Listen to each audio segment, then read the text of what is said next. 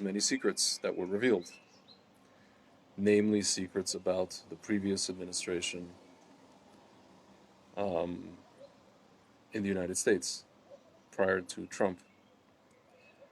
Ladies and gentlemen, I'm not going to sit around and talk about all of the details, all of the mechanics, and all of the moving parts. There's a lot of moving parts in this whole thing. I will, however, tell you that I came up with a name for it while, while it was happening, and also the name that that you could give it, or the name that I gave it for what we're about to see, which I like to call Cirque du Deep State. So if you guys ever heard of Cirque du Soleil, the high wire act circus where people are doing all kinds of crazy moves that you've never seen before, and all kinds of artistic, interesting creations and high wire things.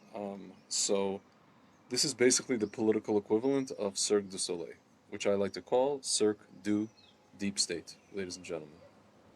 The Cirque being now all of the maneuvers that these people will do to try to squirm out of, being caught and being exposed, being unmasked, which is a term that's being thrown around, kind of interesting. But like I said, ladies and gentlemen, this whole thing began with the coronavirus thing, began on Purim, the lockdown when we're all wearing masks. And then the lockdown happened, now we're actually wearing real masks. But in reality, we're wearing real masks, and at the same time, the whole world is being unmasked, right? Everything that's happening. The truth is coming out. The truth will set us all free, ladies and gentlemen. So I'll tell you something. So now you guys are still wondering, like, what are you talking about, Svi? What I'm talking about is the fact that, in short, the people that accused Trump of doing what he did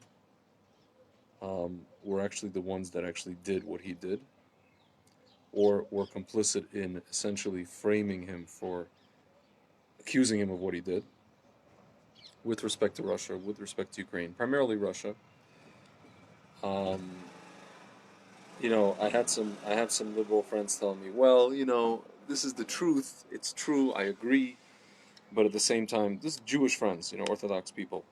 But at the same time, and they don't like Trump so much. They're like, well, it's funny that Trump is releasing this now during Corona to distract from his stumbles during Corona. I said, first of all, when would you like him to release it? You want him to release it in 2 weeks, when when the lockdown is over, and then all the media is going after him, and then if he releases it, you're gonna accuse him of distracting from being the media reviewing him about Corona.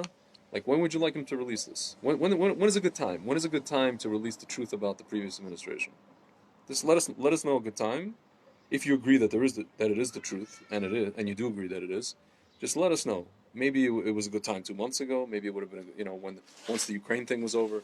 Ladies and gentlemen, there's a guy by the name of Daniel Bongino. He is a Secret Service guy, and he wrote a book. I forget the name. The book is called Spygate, and he made a speech about the book. He was doing a book tour. He made an event, and you can find that on YouTube. And he basically outlines how this whole thing went down. He did it, I think, 2 years ago.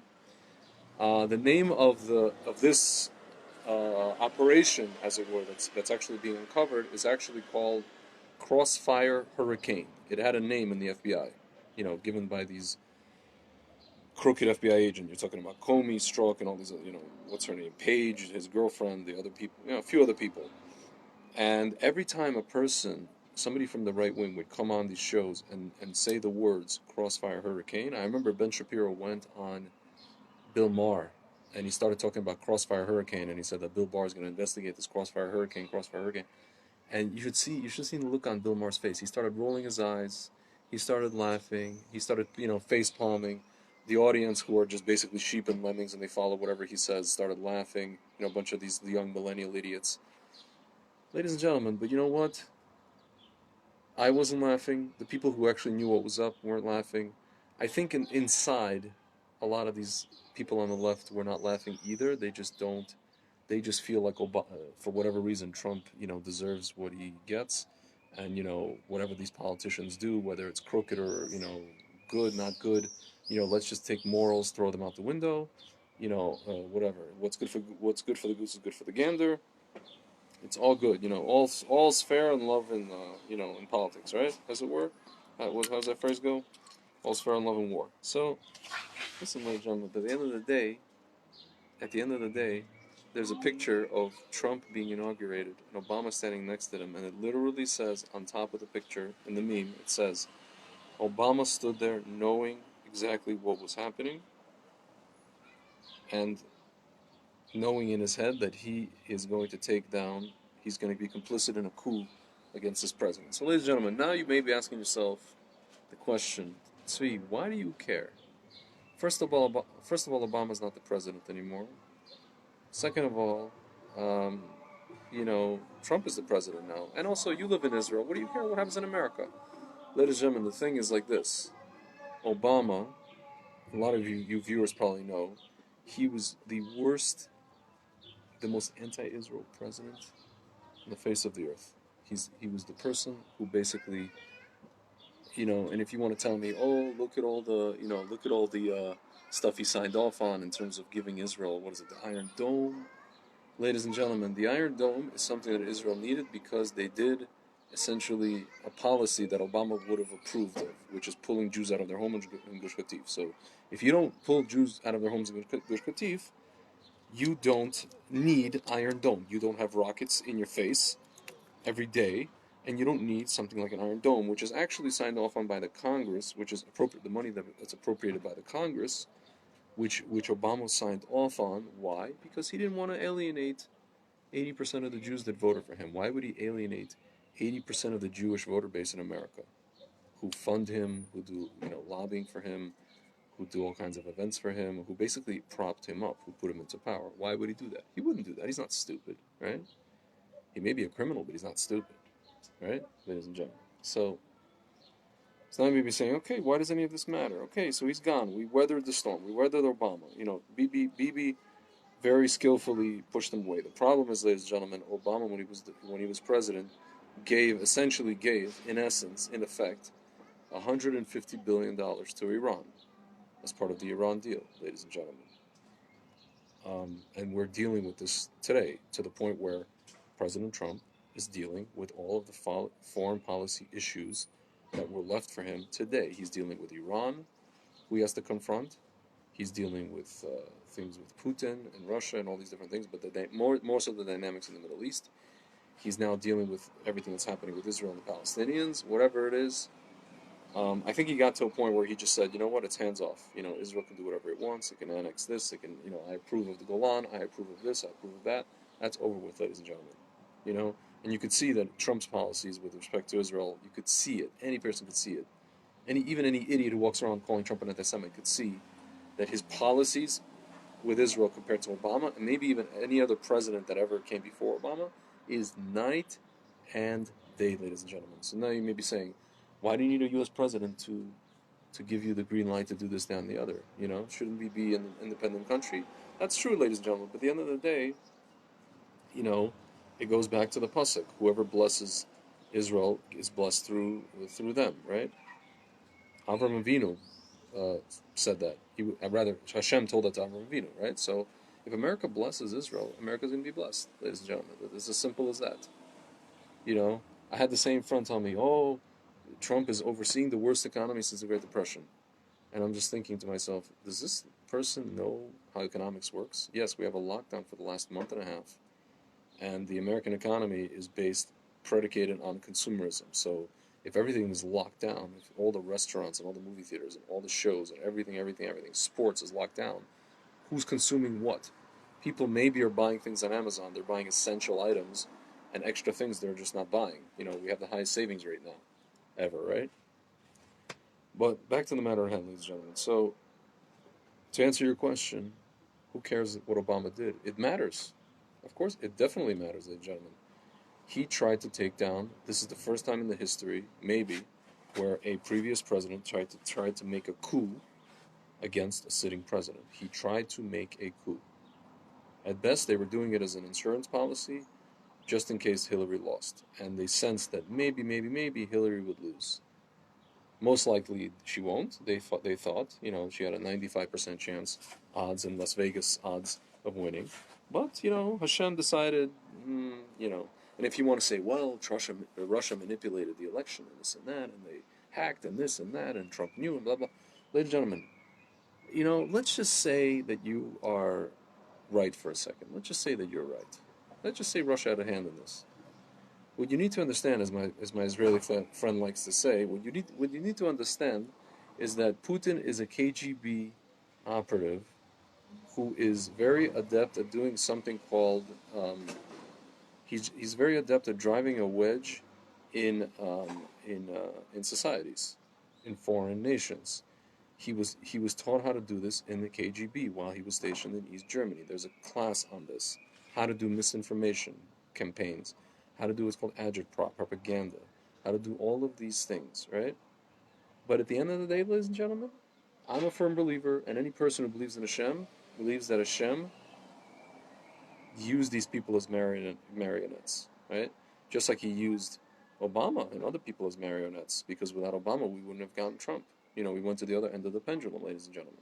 You know, like I said before to my friends, Obama made his first speech. I don't know if you guys know this. He made his first ever speech in the public sphere, the speech that put him on the map in the United States of America and even in the world, at the 2004 DNC, Democratic National Convention. Do you know what that day was? It was July 27th, 2004, otherwise known on the Hebrew calendar as Tisha B'Av. And I had a friend come and tell me, yeah, it was after Shkia, it was the 10th of Av. Ladies and gentlemen, the temple burned until the 10th of Av.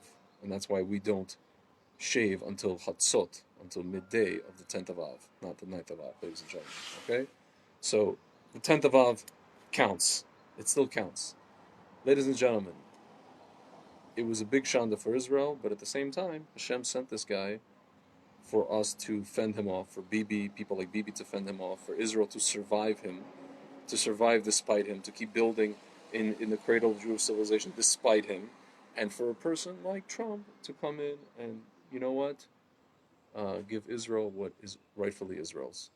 For Asaph to come in and do the tikkun and give Yaakov what's rightfully Yaakov. And now, of course, they tried to stop him, ladies and gentlemen. But the problem is they're not going to stop him. They didn't stop him. They're not going to stop him. Not only that, they will be exposed. And they are now, ladies and gentlemen, being exposed. How do we know that? Ladies and gentlemen, if you go on Twitter today and you type in the hashtag ObamaGate, just type in that hashtag. It's funny. It's a trending hashtag, but at the same time, Twitter, what they've been doing, they've been knocking down the numbers of how many people have been typing that in that hashtag as trending. They're trying to suppress the hashtag. There was also a hashtag, I don't know who made it, of Obamagate without the A, so it was Obamgate. They were trying to misdirect the hashtag. But, ladies and gentlemen, once the tsunami of people is out there, hashtagging the same hashtag over and over and over, and a lot of these people I noticed, they said, I'm going to do this for 2 weeks straight. I don't give a damn. I'm going to do this for 2 weeks straight, every day, all day, every day, 2 weeks straight. 2 weeks, 3 weeks, until all this stuff comes out. Ladies and gentlemen, I've been telling my friends that we're going to see this after Shavuot, all this stuff. I was pleasantly surprised to find this out on Lag BaOmer. 3 weeks ahead of my schedule, ladies and gentlemen. I really didn't think that Attorney General Barr would, would come up with the information that he came up with so quickly, but he did. He did a very, very thorough investigation. It's one thing when a guy like Daniel Bongino writes a book, and it's written off as a conspiracy theory, and people roll their eyes, and Bill Maher rolls his eyes, and the mainstream media just writes it all off as a conspiracy and a phony whatever. It's quite another when the Attorney General starts bringing people up as witnesses, and starts actually asking them questions, and starts doing a thorough cavity search on all of these people on the swamp, or what I like to call Cirque du deep state, and then he actually comes up with things that are the truth. And what the truth is that this whole thing actually goes all the way up to the man by the name of Barack. I'm not going to say his middle name for fear of being called a racist. Barack Obama. I'm not going to say his middle name. I'm not going to say it. You know his middle name. If the truth goes all the way up to him, ladies and gentlemen, as Obama once said, mic drop. I don't know what to tell you guys. I mean, Now all that's left to do is just watch the show. So I will tell you guys that um, the mainstream media is not going to live this down.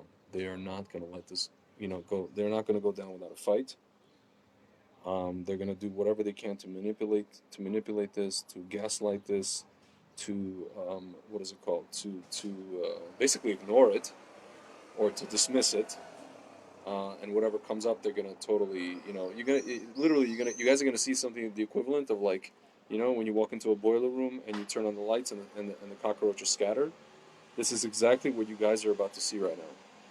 But the problem is, the person that walked into the boiler room is holding a can of Raid, the roach killer, and he's just gonna fumigate the place. It's not even a can of Raid. It's actually like one of those those things. The Orkin man. You see the guy who's coming to your house to do an extermination. Ladies and gentlemen, you're gonna see. Oh my goodness, the extermination is about to begin. I don't mean like these people are gonna get killed. That's for shalom. They have to have their day in court, and they have to see justice, ladies and gentlemen. If you want to talk about social justice for all you social justice warriors, ladies and gentlemen, and you may be sitting and saying, "Oh, this is all BS, partisan hackery. Oh, Republicans, blah blah blah. Trump, he has to go." Ladies and gentlemen, the truth is going to set everybody free. For those of you who are watching, who are pro-Israel and have been voting for the Democratic Party since, I don't know, Avram Avinu, ladies and gentlemen, in the words of Frozen, the character from Frozen, let it go. Just let it go. You are sitting in your partisan hackery DNC Mitzrayim, mental Mitzrayim.